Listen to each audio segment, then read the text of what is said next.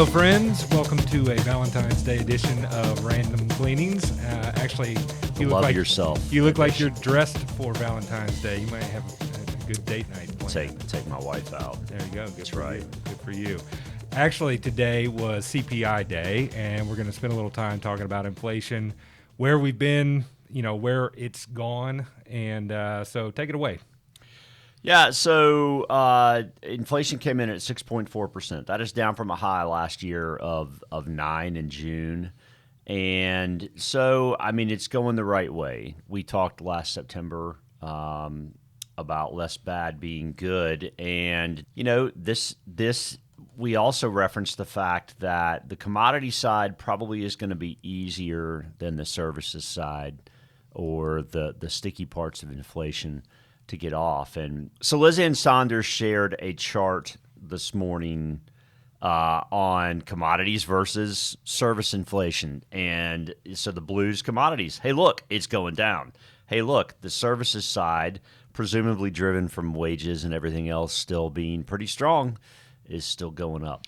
Yeah, this is something that you've said for quite a while. Again, back to your less bad is good. It was hedged, or it was couched in the idea that, maybe the first half of the inflation number comes down relatively easy. The second half might be more challenging, and Liz Ann's tweet here definitely models that out in regards to the numbers that we're seeing out of the services sector. So next chart, less bad is good. We talked about that on right around September 12th.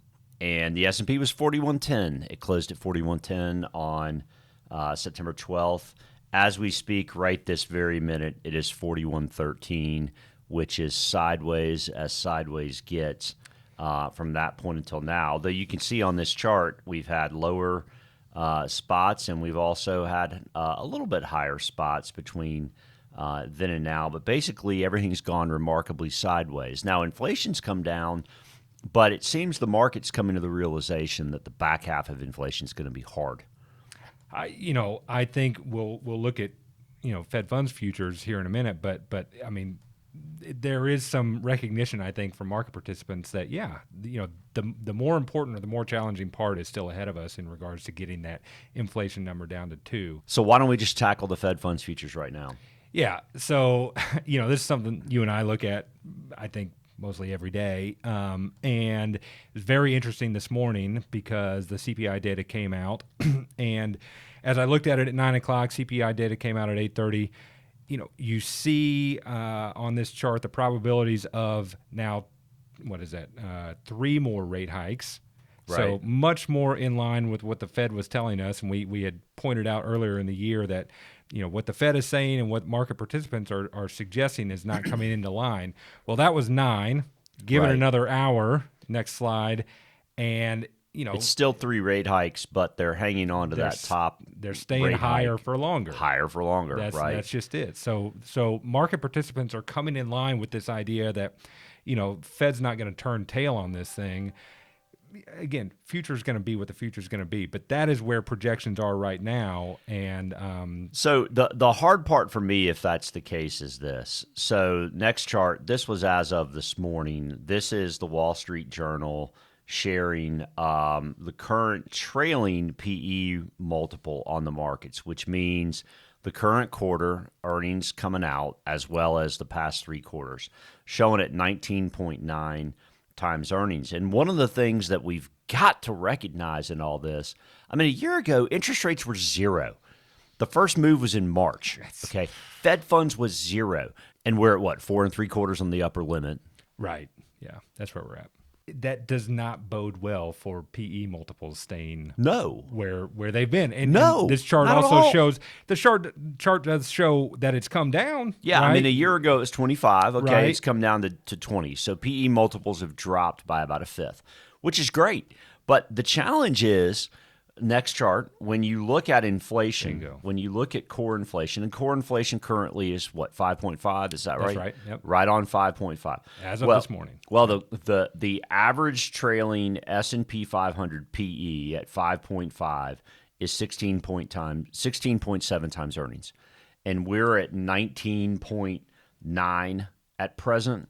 Okay, what that implies is about like a 12% drop in equity prices in the S&P to get down to that average. Yes, and again, nothing. We don't live in an average world, but No, we these don't. numbers are relevant from what has happened. At least as a barrier for what can happen, or a caution as to what can happen. What's sort of odd to me is that those PE numbers at 5.5 to 6.5 actually are higher than 4.5 to 5.5, which are down in the 15-ish range, which would imply yet again more challenge. There's more challenge. I think we look back, also at your kind of less bad as good chart, and if you take it from that September 12th time frame of 4110 on the S&P down to the low in the middle of October, which was 3,500. 3,500. What was the PE ratio at that time? About 15. About 15.8, something like that. 15.5, 15. Right. And that then makes it a more attractive entry point to buy stocks. The challenge is when you're, again, a steward of capital, is the risk reward trade off, right? All that advantageous to you at these prices. But here's the other thing, okay? If you keep on this tighter for longer deal, eventually you squeeze the economy. I mean, you have to. That's the whole point, right?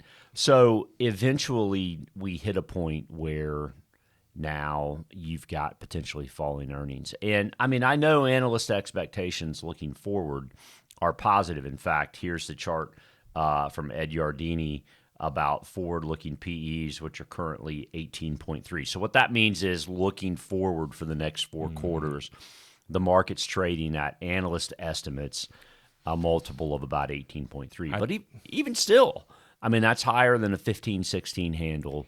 It is. I think that puts earnings over the next 4 quarters at around 226, which it's not a very high growth rate from last year. Right. Okay, which is unusual in and of itself.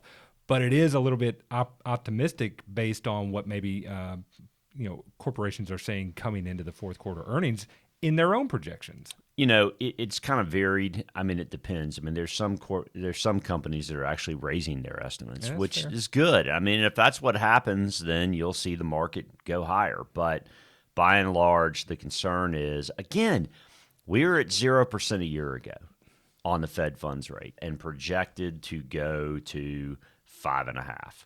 So, I mean, what there are challenges. That's the that's the refrain I guess we've been on now for a while, which is no fun. All right, so I got nothing else. You? 2 things real quick. Yep. Happy Valentine's to my wife, and then also a lot of news about the UFOs out there floating around. Right. I wanted to point out my buddy Andrew Richmond is part of the 176th Wing, I believe they call it, the Air Defense Squadron. Okay. Part of the unit that took down one of these unusual flights above our country. So Interesting. Thanks to those guys. Interesting. Absolutely. Thank them for their service. And thank you for watching. We're grateful to you as always. Hit the subscribe button, please, and click the bell if you want to be notified when we post. Please do share with a friend. Certainly, there's a lot of confusing stuff going on out there right now.